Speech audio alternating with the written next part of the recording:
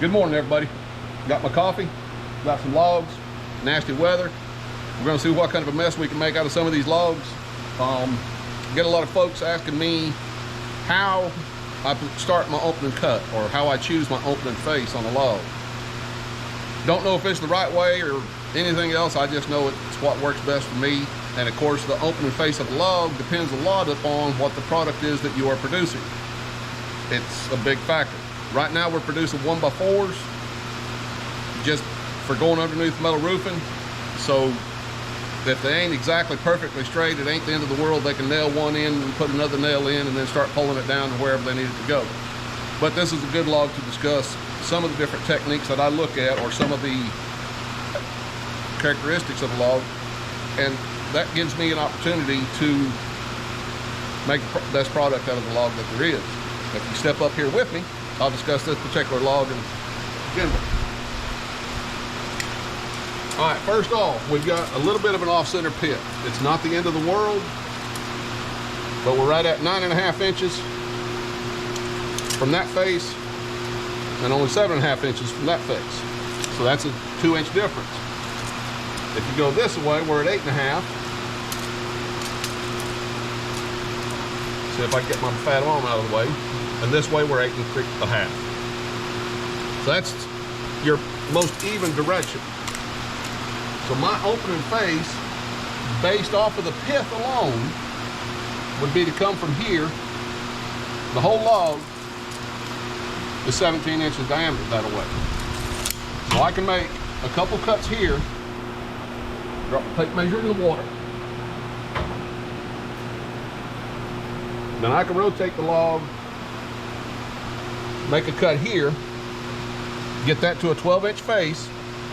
Then I can make a couple of cuts here, get it to 12 inches, 12.25, and then I can come down 4 inches and another 4 inches, because this log is now turned. We cut here, we cut here, we've cut here. This is the last face that has not been cut. So we have now got 3 equal 4x4s. The pith is centered, holding that juvenile core. These two halves have not got any juvenile core, so they should have very minimal side bend.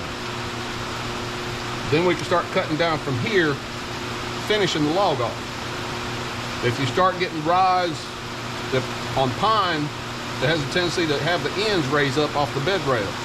So if you have your ends start raising up, you'll have to turn each one of the cants over 180 degrees and start sawing from the other side to relieve that stress.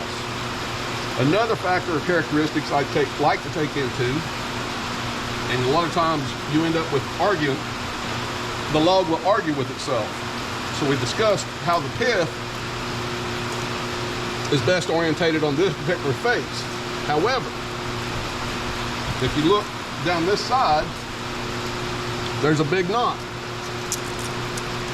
And you can see another bump down the log and another bump down the log. So we got some big knots down this face that is going to put what we call a spike knot in these boards, which is going to make them more likely to break. So you're going to have to choose, do you want the chance of the log or the boards breaking because of the spike knots? How big are the knots? If you look at these logs over here, they've got so many big knots on there that there's not much of a chance that you're going to be able to not have spike knots. They just some what we call ugly logs. Not the end of the world, because if a 1x4 underneath the metal roofing breaks, they just lay it up there anyway and put some more screws in there to hold it down, because all they're needing it to do is hold that metal roofing on. But I'm going to orientate this log to my opening face, and we're just going to discuss the process a little bit.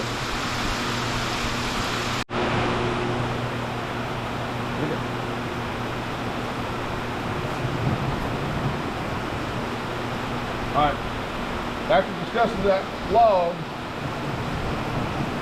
we bring it up, we've got those two faces open there.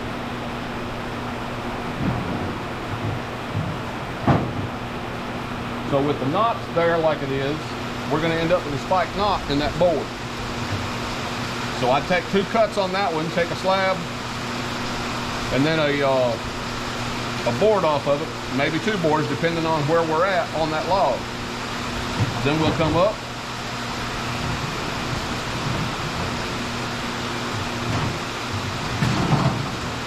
We'll open that face to a 12-inch face. Then we'll come over here.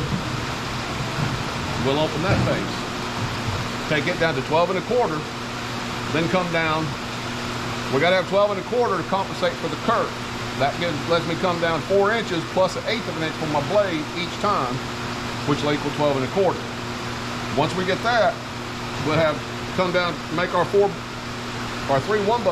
inch cants.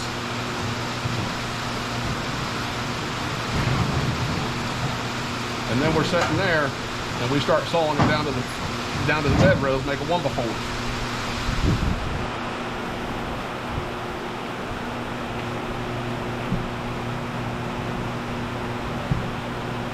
That'll be our, obviously this isn't drawn to scale, but that would be our 4 inch cants, making our 1x4s all the way down. We're going to fire up the mill and start making the cuts on this thing. Keep in mind, as I'm making saw marks, as I'm cutting, I pay attention to which way those slabs are moving or the board is moving off of the can. If it's moving right or moving left, I know I need to turn that log to remove the stress. On 2x4s, 1x4s, that kind of stuff, you're better off having the board bowed this way, because that can be pulled out in the construction part of things. If we was producing high-grade hardwood, we would want more crook. If the board's going to crook, that'd be okay, because I can straighten that with the edger. And being able to straighten it with the edger, you're able to produce higher-grade hardwoods. Whereas if you've got crook in a 2x4, that's hard to straighten that thing.